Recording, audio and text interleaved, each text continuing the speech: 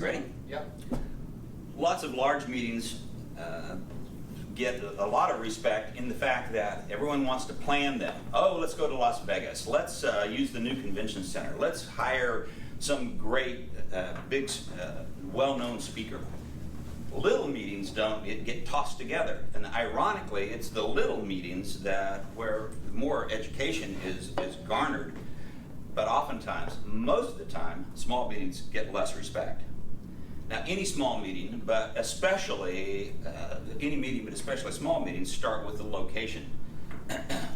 The audience is directly proportional. The education of the audience is directly proportional to how much they'll retain. Now, if you'll look at the slide on the left, that has a butt quotient of about 15 seconds.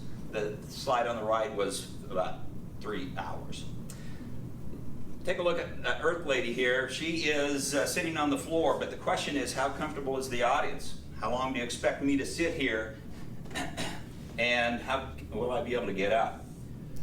There's a ratio to how far back the slide is, and it's 1 to 8. And so for a slide that's 5 foot high, you can only go back 40 feet, and that really surpasses that 1 to 8 ratio. There's another ratio, and that is pretty simple, and not a ratio, but it's a rule that in a group of up to about 75 people, the slide needs to be at least shoulder height if you're looking over the head of the person in front of you. Back up just one. When looking at a slide, it's important that it's focused and it's square.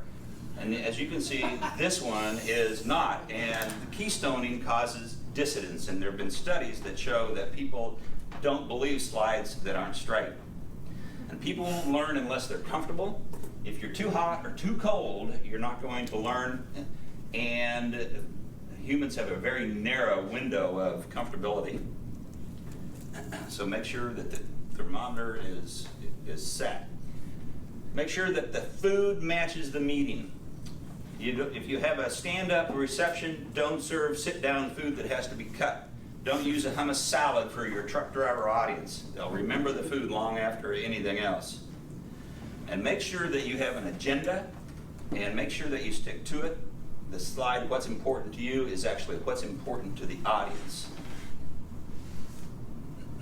Now it's time to get started. The MC, or the moderator of the meeting, is most important and must exude confidence. Just like children take their comfort cues from the adults, audiences take their comfort cues from the person that's in charge of the meeting. Part of being in control is making sure that everyone plays by the rules. It's not only cell phones, but it's also in-time breaks, side discussions. And part of that being in control is the fact that sometimes you have to be heavy-handed. As in this situation, you have to let people know what you expect and how to keep them in line. Audiences want to be led by someone that they trust and don't like meetings that are out of control. Now, we at Toastmasters know not to leave the stage, or in our case, the lectern, unattended. It makes the meeting flow. It shows that you are in control, and it keeps you in charge of the meeting. The challenge of being in charge and being up here all the time is that you don't have the opportunity to leave. And so consequently, you need a wingman to help you off to the side and handle those details that you can't take care of.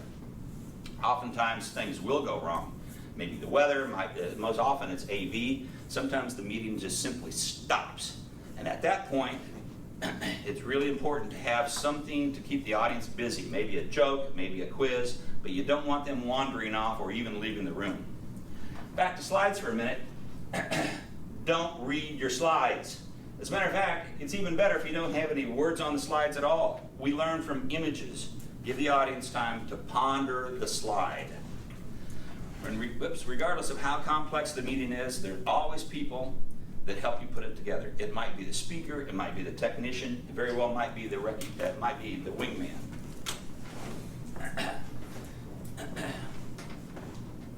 There's only one way to find out how successful the meeting is, and that is send out a questionnaire at the end of the day.